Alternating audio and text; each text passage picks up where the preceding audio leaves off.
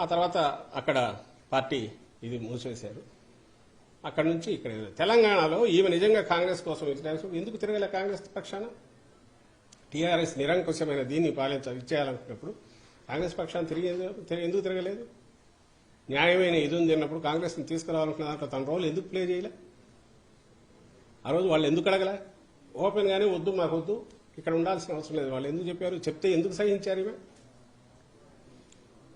ఈ మధ్య ఇటీవల కూడా అక్కడ ముఖ్యమంత్రి రేవంత్ రెడ్డి ఆయన ఎవరు Radhakrishna open heart surgery open heart with Radhakrishna RK surgery అని వచ్చింది సార్.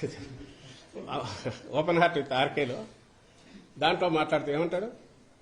రాజశేఖర రెడ్డి గారు అప్పట్లో టీఆర్ఎస్ నుంచి మిగిలిన వాటి నుంచి వలసలను ప్రోత్సహించి డిఫెక్షన్స్ ప్రోత్సహించడం వల్ల ఇప్పుడు ప్రకృతి దాన్ని ఎట్లా కేర్ తీసుకోవాలని అట్లా తీసుకుంది. అర్థమేమండి? అంటే ఆయన మరణించింది దానివల్లనే కదా. వేరే మీనింగ్ ఏమొస్తుంది నాకు అర్థం కావట్లేదు. ప్రకృతికి ఈ డిఫెక్షన్స్ సంబంధం ఏముంది? ప్రకృతి ఎక్కడ వర్షం పడి ఆగుతుంది పంటన అయిపోవడానికి?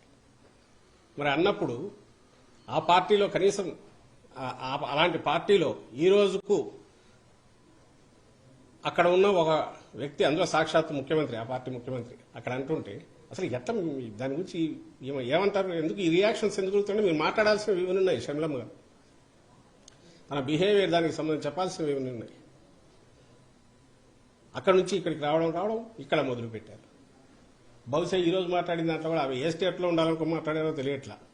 ఏది వైఎస్ఆర్ గారి ఆశయాలు అవి అమలు కావట్లేదు, ఈ రాష్ట్రంలో అసలు పాలన అనేది సరిగా లేదు, సంక్షేమం లేదు, ప్రజల మేలు గురించి పట్టించుకోవట్లేదని ఎప్పుడైతే అన్నారో అది ఆమె ఆంధ్రప్రదేశ్లో ఉండి మాట్లాడుతున్నా అనుకున్నారో లేక తెలంగాణలో మాట్లాడుకున్నారో నాకైతే అర్థం కాదు.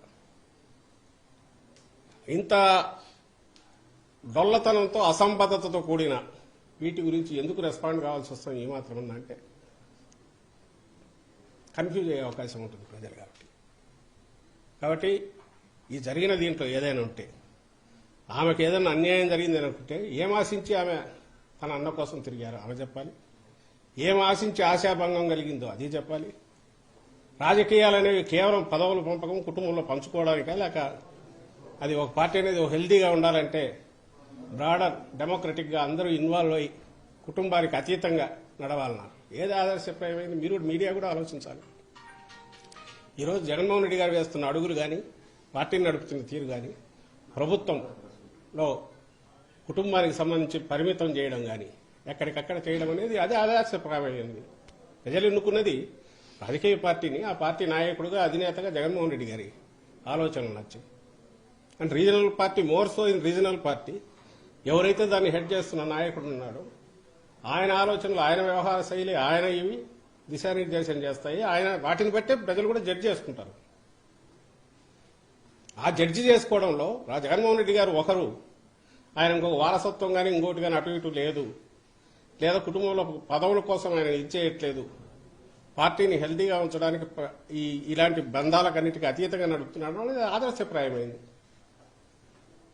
అది వద్దని ఆమె అనుకుంటుంటే అది చెప్పాలి. లేదు ఇట్లా ఉండాలి, దాంట్లో నాకు ఇంత వాటా రావాలని అనుకున్నాను, రాలేదంటే అదన్నా స్పెసిఫై చేయాలి.